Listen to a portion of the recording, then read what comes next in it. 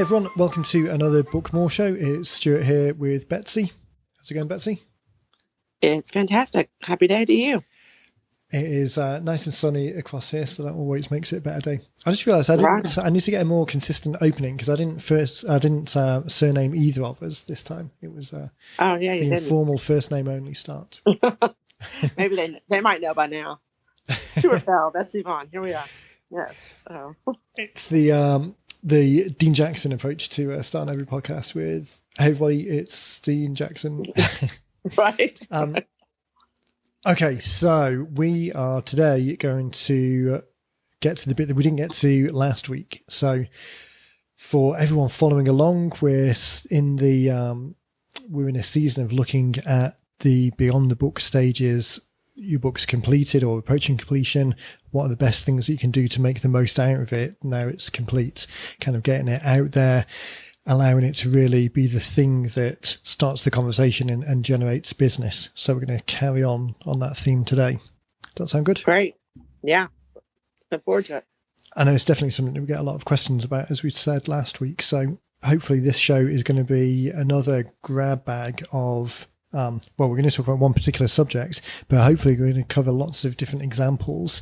So no matter what type of business you're in, to a certain degree, no matter what you're trying to achieve with the book, where it kind of fits into the overall marketing strategy, hopefully there's going to be something here on the subject of working with complementary non-competing businesses that really gives you some great ideas and some really low cost or no cost ideas that you can grab today and really start priming the pump or sowing the seeds of leads and conversations over the summer that turn into the business as you get a little bit further down that track.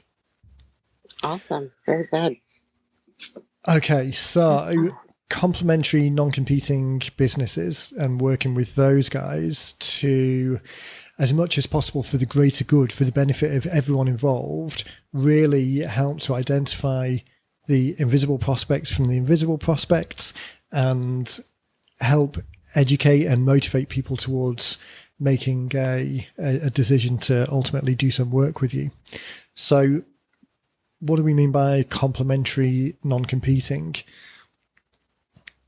If the words don't speak for themselves. So, so what we're thinking about is businesses that you can partner with or you can get leads from.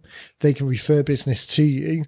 They can show some additional value to their customers by talking about you.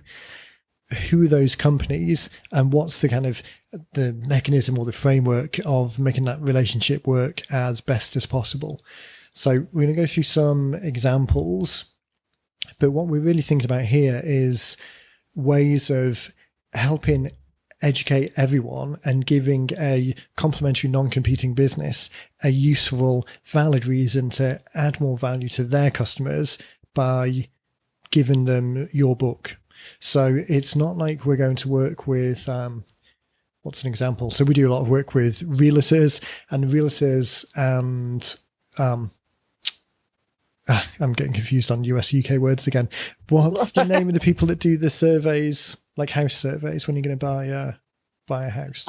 So like an appraiser, there's a surveyor. That's an actual position. That's an actual job. Yeah, that is the term. Yeah, so either the appraiser or the surveyor. Yeah. So the person would go home and say, this house is worth this much and this passes all of these checks and you want to watch out for this big sinkhole that's about to appear down. Yeah. Inspection, thank you, inspection. Yeah. That's the one. It's like a game of charades. Right, it really is. So the inspectors, so we work with a lot of realtors, they work with a lot of inspectors. A lot of those relationships aren't necessarily the most with the end user's experience in mind. A lot of them are financial based, so there might be some affiliate fees or referral fees, and oftentimes, not picking on realtors, but oftentimes it's just transaction based. What we're talking about more is thinking about the book that you've written that adds value, it educates people on a particular subject. How can you position that with the other company so that they get value from it? So one of the examples that we've used before is florists. Mm-hmm. Still not sure why that's top of the list, but we seem to have picked it up for the theme of the show. So the florist, we were using the example of the main guide to fall wedding flowers. That book as an entire value proposition, as something useful that you can give to people, giving that copy of a book to various venues or photographers or cake bakers, wedding cake making companies, or wedding dress organizers, wedding event planners. Yeah, right. Yeah, exactly. Giving that to them as a way of adding extra value to their customers, giving them some more education, help, giving them something useful, basically, is a way of you entering that conversation with a more targeted audience. So rather than, on the one hand, you could put the book out there at a stand outside a train station with a billboard saying free copy of a full wedding flowers guide, that audience that you're talking to is all and sundry as they're walking past. Tying it in with complementary non-competing businesses just means that you're fishing from a more relevant pool, and you're doing it in such a way that starts the conversation off by adding value. You're making it more likely or easier for the other company to recommend you, to give you that introduction, because you're giving them the thing that just adds value. It's not like you're saying to them, oh, you should give me all of your customer database and I'll send them an email about flowers. It's you're giving them a thing that adds value. And then that goes into the whole kind of reciprocity and some of the persuasion things that we've talked about before. If as the venue, I can give you the book that actually gives you all you need to know about the fall flowers for this particular area of the country. Here's all of the information that you need. So no matter where you're going to go, here's some great information for you. That makes me feel good as a venue. It adds value to my customer, the people that are booking the venue. All of that means that you're fishing from a better pool. There's a better start to the relationship. It's likely to be a more, not more impassioned, but there might be more of a emotional recommendation rather than just, oh, here's a list of other vendors that we work with, which is pretty passive. There's clearly no financial relationship there, so it doesn't start to feel icky in any way from just referrals because they're getting a kickback. And it gives value to the person, to the customer. It starts off your potential relationship with that customer in a way that's higher value, starts creating that reciprocity, starts creating a good feeling.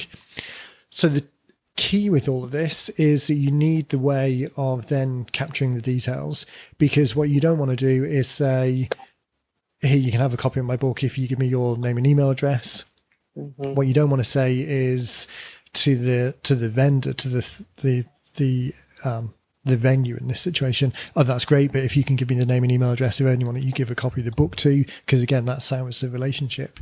So this is where we've talked about in the past the importance of that middle step in the back cover copy, or that middle step in the kind of minimum viable commitment step to moving people forwards of head over here and download a copy of the checklist or a copy of the scorecard or the bonus material that amplifies the messaging and gives you even more information.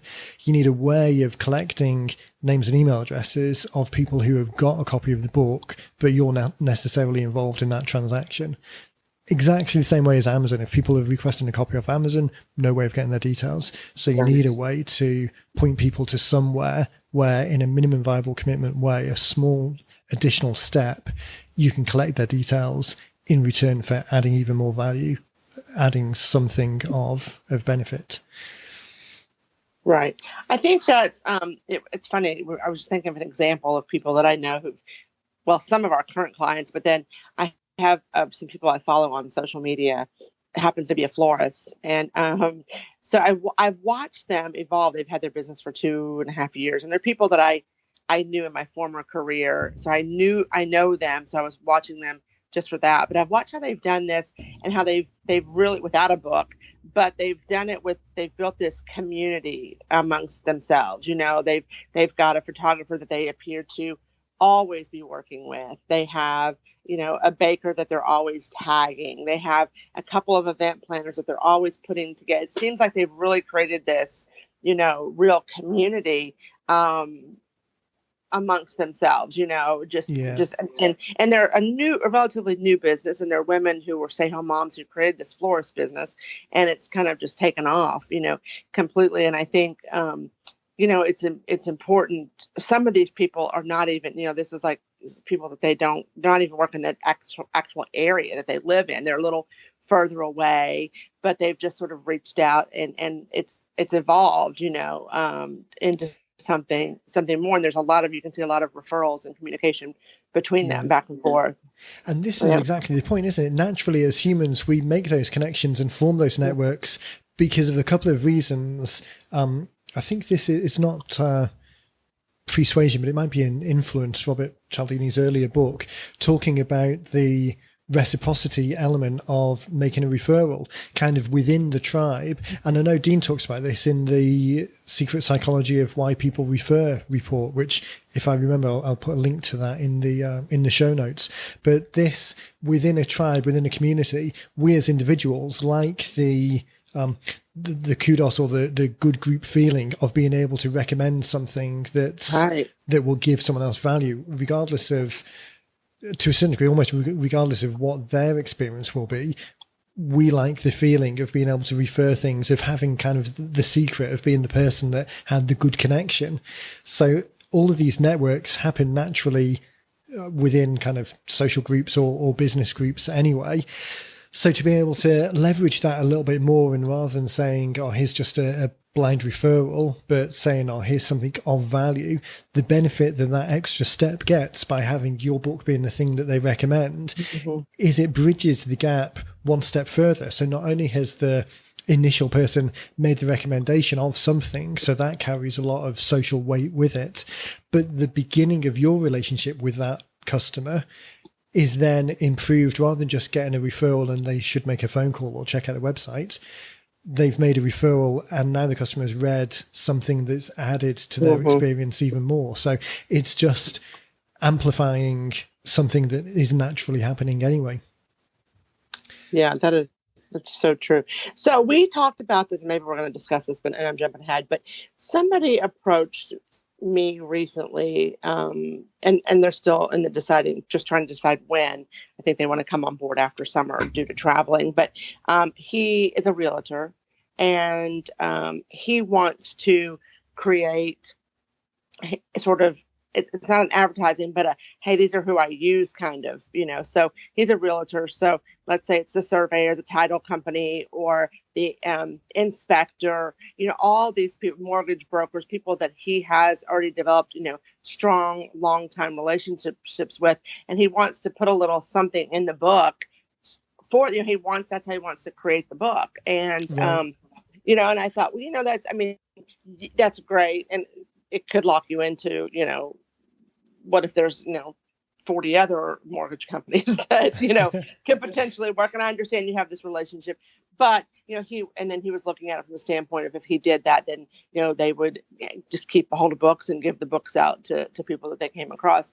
And, again, I think it's a double-edged sword. I think it's a great idea to people that you've really worked with and have these awesome relationships with, and they're going to refer you, they're going to hand your book out, but then there's that sort of, does it lock you into, this mortgage company's in here? I don't know. I guess it does to a certain degree, because at the end of the day, if one company A is in the book, companies A in the book, but only until they're not in the book. The whole thing that we talk about creating with the 90-minute book process particularly is that compared with traditional publishing, the whole purpose of it is to keep it as fast and effective and agile and changeable as possible. This isn't into tens of thousands of dollars to get something written, and then you need to print tens of thousands of copies and they're left sat on the shelf. This is fast, cost-effective way of creating things, super cost-effective way of making changes further down the track. Anyone that's worked with us knows how quick and easy that is. And print on demand. So if it was a situation where either the mortgage company went out of business, or their business model changed so they were doing different things, or worst case scenario, they did something inappropriate so you wanted to sever ties with them. Making changes further down the track is very, very straightforward. Right. This model actually, it's kind of an expansion to the complementary non-competing idea that we were talking about. So this is just kind of off the top of my head as we've gone down this particular path. But you can imagine being I'm going to use the word thought leader, and even as I say that, I'm kind of throwing up in my mouth a little bit at the term, because it's like the term entrepreneur, it's so overused and misused these days. But you can imagine being the thought leader of a particular thing in your area. So a leading real estate, you're kind of active in the community. Even if you haven't been working for very long, that kind of passion that you've got for the area comes through. The fact that you want to be helpful in other areas, you're a supportive person, a good person to do business with. That presence that you've got, amplifying that by writing the book for the Windhaven Guide to Moving Home, and pulling together in there a chapter for each of those 4 or 5 things that we talked about. So how to find a real estate agent, how to find a photographer, how to find a moving company, how to find an inspector, how to find a decorator or handyman to get those last jobs finished off that you needed to do. Another section in there about how to stage your home so that it shows the best. So not every chapter has to be from another service provider, but the guide that really adds value to the thing that's very joined together, so moving home. And then each of the chapters in there that is another service provider or another service could be written by that other person. And the way that I think people know now, the way that we capture the content is through audio. So bringing together those audio elements by asking the other person the relevant questions. It's more work typically than we'd suggest in a 90-minute book. So it's not as easy to create as something where you're just creating it yourself from your own knowledge, just because there's more moving parts. But you can imagine writing that guide and those 4 or 5 other providers that are in there. It's going to be something that promotes them. It makes them look good. It's super useful for their customers. They can potentially use it in their own funnels. All the way, you're the main body in there. You're the main contact in there. You created it. There's a guy. The main call to action is in your direction rather than theirs. But it's leveraging your skills in bringing this together and their ability to get in front of an audience, a relevant audience that you don't necessarily have. So it's kind of like eyeball arbitrage, if you like. You're creating something that is then bigger than you, because it's like that old saying, kind of Archimedes or Galileo, or whichever one it was, kind of, I can see so far because I stand on the shoulders of giants. So that knowing that you can create something that then has a distribution wider than yourself.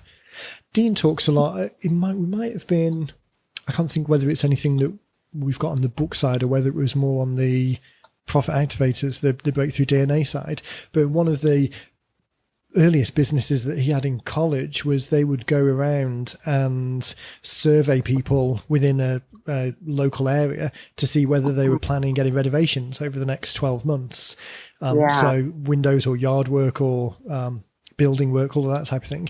And then they'd sell those leads on to the window companies or the decorating companies in the area as hot leads. These people are planning it. So this story's going to fall apart now because I can't remember what the original theory was that they started doing it. But anyway, it doesn't matter. Yeah. The point being that they were paying for their effort to collect the leads and identify the leads that they absolutely wanted. They were paying for all of that effort by selling the leads to the other companies. So in a similar way, you're kind of leveraging other people's access to market by writing something that makes them look good, and it's beneficial to them as well because they can get some business from the asset that you've created. It's really the best example of the greater good and the kind of synergy of the sum of the parts being greater than the whole being greater than the sum of the parts. Kind of individually, each of those organizations has something useful to say, but by collectively bringing it all together, that asset, that book, has now got far more leverage for you than it would have done if you'd just tried to do it by yourself. Yeah. I mean, we've talked to some people about this before, and they've talked about kind of selling chapters and getting people to pay to have that position in the book, which is definitely an option. And as long as it's ethically done, I mean, it's not the end of the world. You could effectively pay for the book to be created. Right. But that pay-to-play type model always leaves a little bit of a bad taste in my mouth. I mean, if it's people that you know and that you work with and you agree to split the costs, that's one thing. Just paying for a position in there, that kind of takes the edge off it a little bit. And I think if you can, if that's where you want to go, that's fine. There's nothing wrong with it. But if you can come from the positive position of everyone working together to bring together this greater thing, then it just positions the relationship. I think cash is always a little bit of the easy way out. This is such a kind of an off-the-cuff thing to say, so it doesn't really stand up to scrutiny. But to a certain degree, cash is always the easy way out. If you're trying to work with people and then think about, okay, what's the bigger benefit? What's the greater good? Let's all think together for the best answer, rather than let's just think as far as $500 to get your name in here. The outcome, I think it's just going to be such a better outcome, because everyone's pulling in the same direction. Yeah, definitely. Okay. That was a bit of a tangent, and I can't remember the direction I was going. What were we talking about? So we were talking about the florist example and the venues and the photographers and using your book that you've written, but giving it to other people to share. So let's tie the two together then. So we've got two examples. One is a book that you've written by yourself and you want to leverage it into complementary non-competing businesses. And the second one is one where you've orchestrated that a little bit more. So you've kind of brought those complementary non-competing businesses into the fold beforehand and actually created a book with them. In both examples, those third parties, those other businesses, aren't the brains behind creating the book. So they're not necessarily going to be thinking about how to best utilize the book, or how a book can sit in a funnel, or what's the best way to position it and get it in front of people. So one option would be just to buy 20 copies for everyone and then just say, hey, give these out. It's great. Your customers will get a lot of value from it. Give me a call when you've only got 2 left and I'll drop off another 20. That's the minimum level of effort to go into it. And to a certain degree, if it's sat on a countertop in a dentist reception, then they will get taken, but it's not really orchestrating that referral. It's relying on kind of passively people picking them up. So if you rely on other people to think about the marketing message or the funnel around it, then it's not going to be that much, you're not going to get that much bang out of the project. A better way of doing it is think about an affiliate type model. So assume that these people are your affiliates, or your sales team out there spreading the word for you.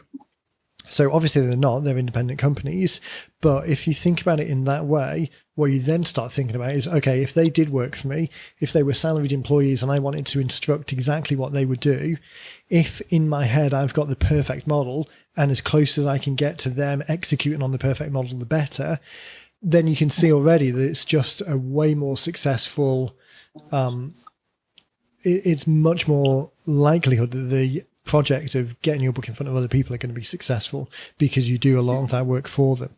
So the things that we're talking about there are things like potentially writing a cover letter for them to attach to the letter, attach to the book when they give it out. So rather than just giving the book out, here's a book that a good friend of mine wrote. There's a lot of useful information there.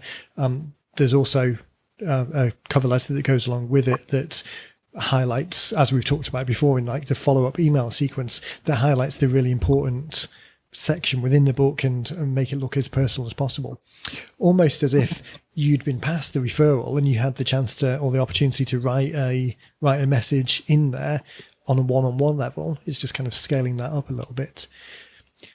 You could go down the route of saying to people, okay, let's do a broadcast to begin with. So we're just introducing this idea of you giving the book to people. Why don't we also broadcast it to your audience of customers on the one hand and unconverted leads on the other hand. So allowing them to use it as a cookie to re-engage dead leads. Yeah. Hey, Betsy, are you still interested in a wedding in Maine this fall? If so, a good friend of mine has just written the book. Love to get you a copy of it. Just let me know. By allowing them to use your book to reactivate their leads, yes, it's reactivating their leads. So you might think, oh, well, why would I want to do that? But the thing that the main point is that you're still using it as an opportunity to get your asset out in front of that group. So if it goes to 100 people and 80 of them turn around and say, oh yeah, I'm interested in a wedding, and book the venue, and you never hear from them, but 20 of them say, yes, I'm interested in a wedding and the flower thing looks interesting, so I'm going to read that and then reach out to the person that wrote it. The 80 that didn't contact you doesn't detract from the 20 that did. 20 that did. Yeah. Particularly if you're looking at it as a digital and not a physical, because then there's no cost. But obviously the actual book costs are super low anyway, so that the math might still work out. But this concept of, if you were designing the perfect funnel, what would you design and how closely can you get someone to adhere and to follow up with that?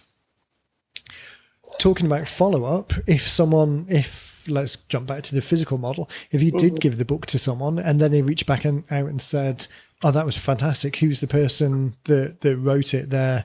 The points that they put in there about flowers are changed my life.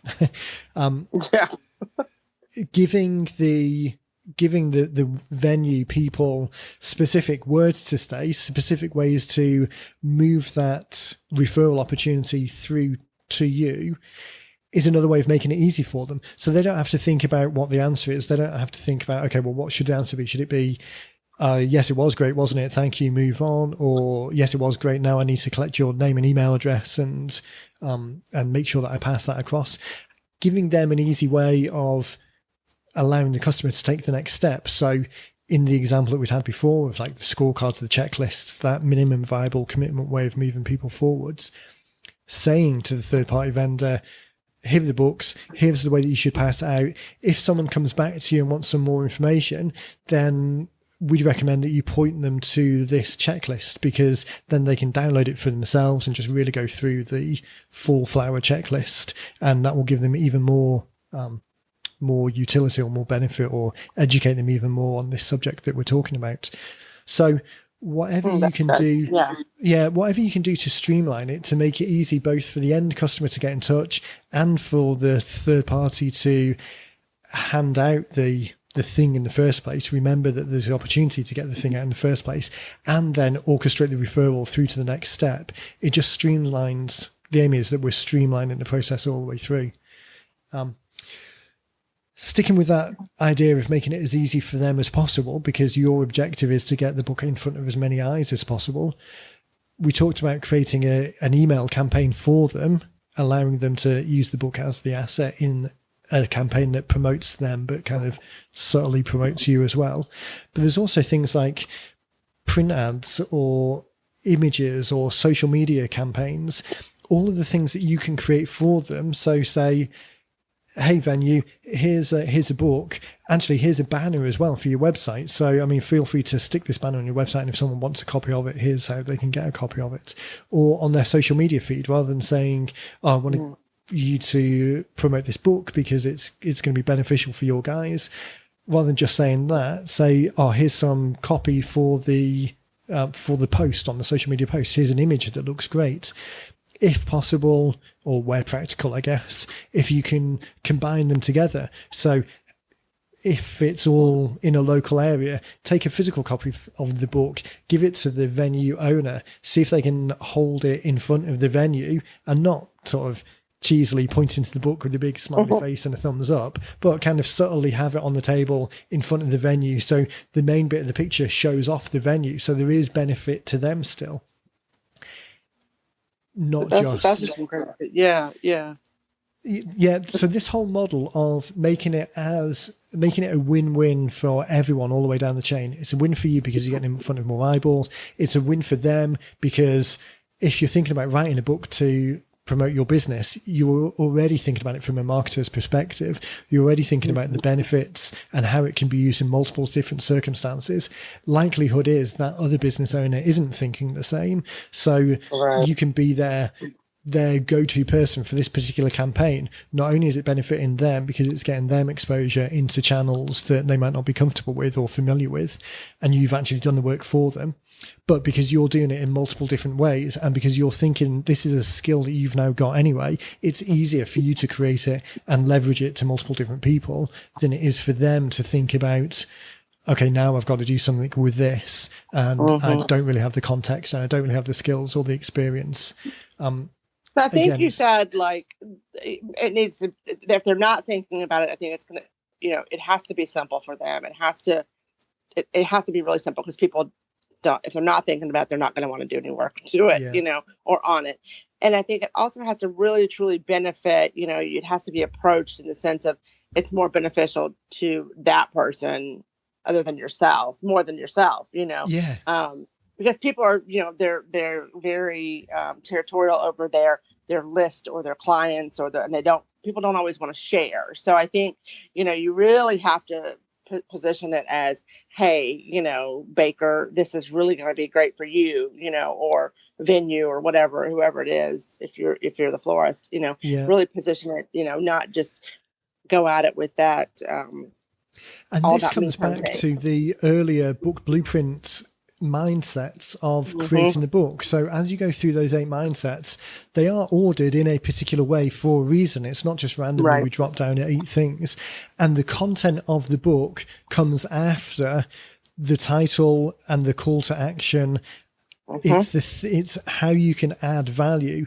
It's not that you start with mindset 1. I'm great. I want to tell people how great I am, so I'm going to write a book, and then everything else comes after it. Starting with the end in mind of what's the problem that people are looking to solve, what's the call to action at the end, how can they improve their understanding or education or the likelihood of success, and only then in the middle of it becomes the words that takes them from the front to the back cover. And those words are the things that answer the question that was posed by the problem statement on the front cover of the title and the subheading. So if you write a book that talks about how fantastic you are and all of the things that you've done and why you're the best person to work with, and then you try and take that to complementary non-competing businesses, even if it's people that they're going to look at it and read it and say, why am I sending this press release about how fantastic you are? That's not adding any value to my people. Even the middle layer, which we've sometimes talked about before in kind of the financial advisor type sense, where, and again, not wanting to pick on financial advisors, but sometimes there's a position of, well, I can tell you so much, but I don't want to give away all the secrets, so I don't want to answer that too deeply, because either I want to keep something for myself, because otherwise why would you come here? Or it's too complicated. There's always caveats around why I can't give the exact answer. And there's absolutely compliance reasons why that might be problematic, and there's realistic reasons that things are complicated. But writing the book that absolutely gives value, that as a standalone thing, if people never ever spoke to you, that they would get something from that book. It's the introduction, the 101 level of, okay, before you do anything else, you need to do these straightforward things. Then giving that to the complementary non-competing business, this third-party business that you want to have them share it on your behalf. If it's all coming from a position of give, make this the most valuable thing, then there's no reason why there's far less reason why they would be resistant to sharing it, because it's coming from a position of, here's an absolutely valuable answer to this question that we all know is important. It's not, let me tell you how fantastic I am at answering this question that everyone thinks is important. Right. Sorry, that turned into a bit of a rant. No, that's not. Yeah, no, I got it. But it's so important. And again, it all ties back into what's the purpose. The purpose is to identify invisible leads, people who are interested in the thing that you're offering, who might not be customers today, but who are on the journey towards being the best customers. And by best customers, I mean best for you because they're the targeted group of people who are dialed into your mindset, the way of doing business. and the best customers because they'll get the most out of it as well. You can absolutely genuinely deliver value and help them in whatever it is they're trying to achieve. And writing the book that starts that journey in the most helpful way just means that all of these subsequent things are more likely to happen as well, because you can leverage other people a lot more. Because you're adding value to them. It's not just that you're trying to leverage a relationship and saying, hey, Bob, we've known each other for 10 years, promote this. Mm-hmm. Yeah. A couple of other things that spring to mind then is just the context in which their customers would have reason to see the book. So all the way through this, we're talking about having the mindset of how to make it as easy and successful for them. So some of the things that come into play then are things like context. So if it's much more likely that, so let's think of the example. So with the venue, wedding venue, that's physically around one particular place. So the likelihood is that at some point, the customers are going to be at that venue. So a physical copy of the book makes sense because they're physically going to be there. It's not that you're expecting this person to carry your book around with them. They can have them under the desk at the reception, and because you know the majority of the customers are passing, that's the opportunity. The flip side of that context is potentially someone like the photographer. So again, sticking with the wedding analogy, the photographer, it's very unlikely, or far less likely, I guess, that the customers are going to come to them.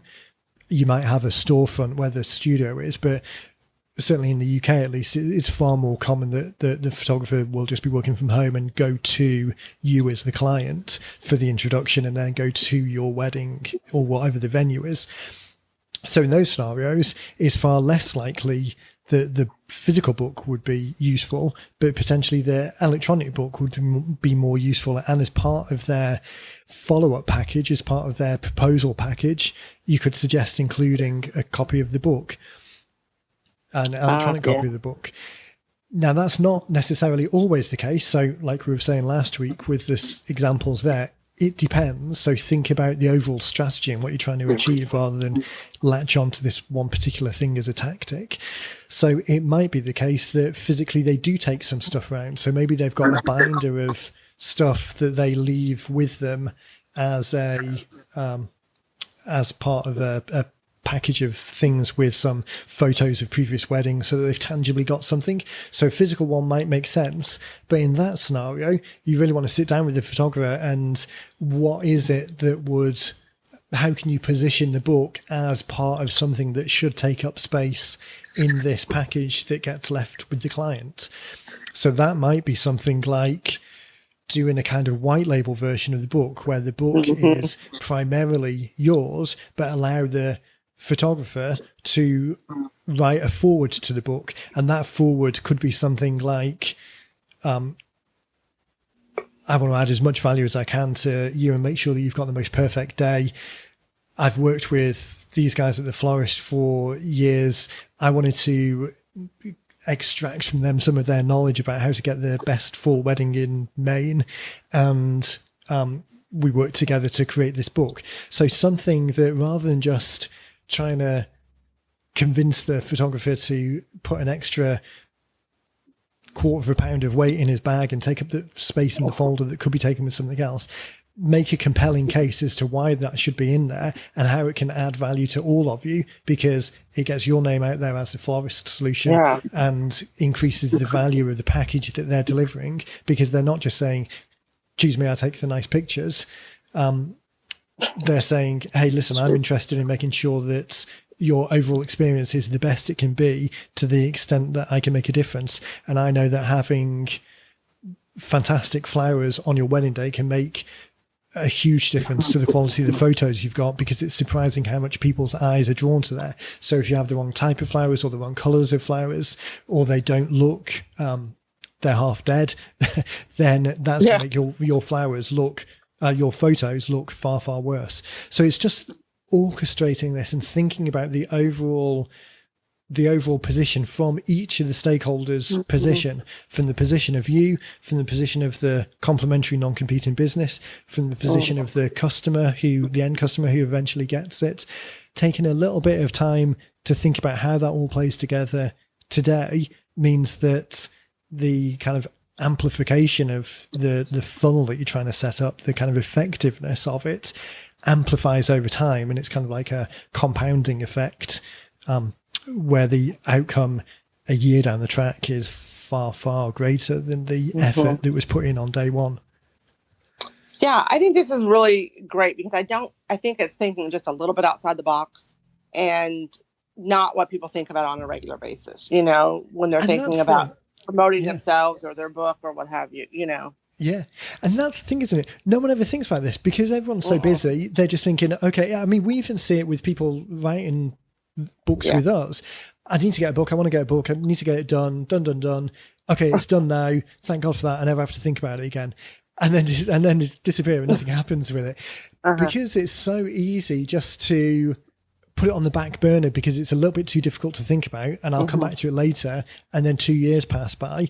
And that's exactly the same with the third parties that we're talking about. Even if you have the best conversation with them, unless you kind of spoon feed them in the nicest possible way and set it all up for them as much as possible, which with the smallest amount of effort you can do, particularly if you're going to leverage your own effort. So you're going to do, because it's repeatable, this funnel that you're putting in place for the photographer, you can put the same funnel in place for the venue, and the same for the baker, and the same for the car hire company, and the same for the efficient person that comes around. You can leverage your activity in a way that they're not going to do for themselves. And even for yourself, and kind of as the business that wants the exposure, very few people think about this 2 circles out. Everyone thinks about the first themselves and then the first circle out, but it's very rare that people think that further down the track. So there's a lot of opportunity that's left. Yeah, there's a lot of opportunity that's left hanging. I think so. Yeah. I wanted to do a quick run through. That's kind of it on the kind of strategy side. If you're really wanting to dive deep onto this, then grab a copy of the Book Blueprint Score card from bookblueprintscore.com, and there's the checklist to run through. And then for each of the mindsets that you would think about for yourself on the first round, then just take those same mindsets and tweak the words slightly to be the third party. So, okay, I'm the florist, I'm thinking about the photographer. Let me just quickly go through the mindsets and think about how the photographer would see it and what's important to them and what they're thinking about in terms of the next step, and how can I bridge what I've got into what they do. So that's one suggestion. The other thing I wanted to quickly do is, although thinking about it, maybe we'll do it next time. Yeah, I'll tell you what, let's do that because we're coming up on 45 minutes now already. Oh, okay. So the beginning of the next show, we'll quickly run through the gallery that we've got on the website, just of 100, 150 or so of the 500 books that we've created. And I wanted just to randomly pick out a couple and think about what those complementary non-competing businesses might be, because sometimes people struggle to think about what that is. Sometimes it's difficult to think about, okay, who might those people be? We'd obviously stuck on the florist example today, and hopefully as you're listening to this, that's enough to get you thinking about who those people might be in your business. But it might be an interesting exercise just to go through the gallery and then give we can start next time with a quick fire round of various different types of businesses and how that might set up. Very good. If for no other reason than I've really got a little bit engaged in this subject and my voice is going super croaky already, so I'm not sure how much longer it'll last. There you go. The transcript might start tailing off as we get past 30 minutes because it's harder and harder to hear me. And I talk faster and faster. Great. All right. Very good. Can you think of, is there anything that we've kind of touched on that we've kind of skipped over a little bit today? No, I don't think so. I think something you said that was key is sometimes it's that first circle, that inner circle is as far as people think. And so I hope that statement will make people think a little bit further out, and just really think about who they can reach out to and who, how to create their tribe or their community and make this all work for them, instead of just thinking small, just thinking about the baker. Let's think about the photographer and the venue, and there's so, and again, there's the florist, but whatever that industry is that you're in, think a little bit bigger, just another step, even if one layer out, I think will open up so many more, the possibilities for so many more people to reach you, or you to reach them. So I think that was a great thing that you said. So good information, and yeah. Fantastic.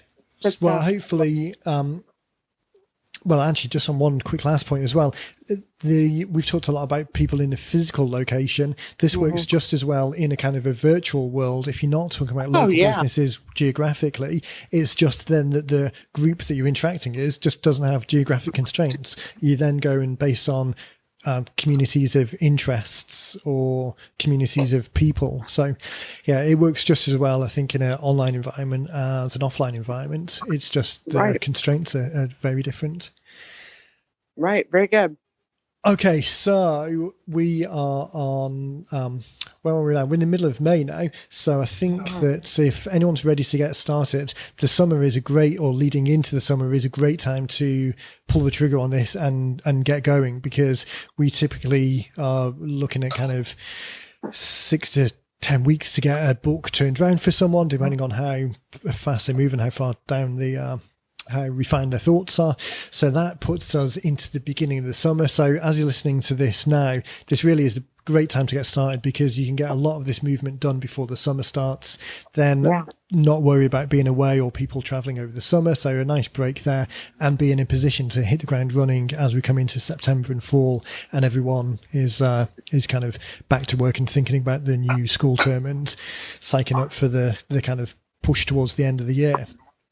Of course, we're in May now and we're talking about the end of the year already. That's kind of the extreme. I mean, we can definitely turn things around far quicker than that. And there'll be some people listening now who have definitely got something ready to go in the summer, and really then take advantage of the fact that a lot of other people are thinking about, I'll leave it until September and get started, and kind of steal all of that summer traffic while everyone else is thinking about being in the beach.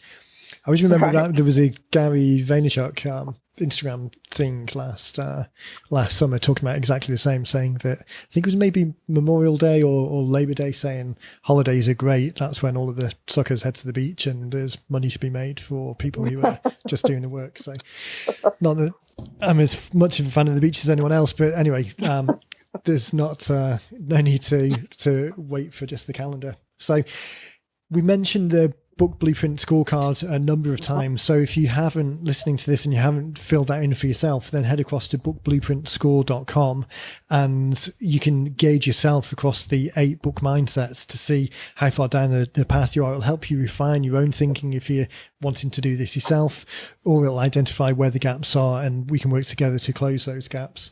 And of course, if you want to be a guest on the show, then just head over to 90minutebooks.com and follow the guest link in the podcast area and get something scheduled, and we can scheme some book schemes for you so that you can hit the ground running on your project.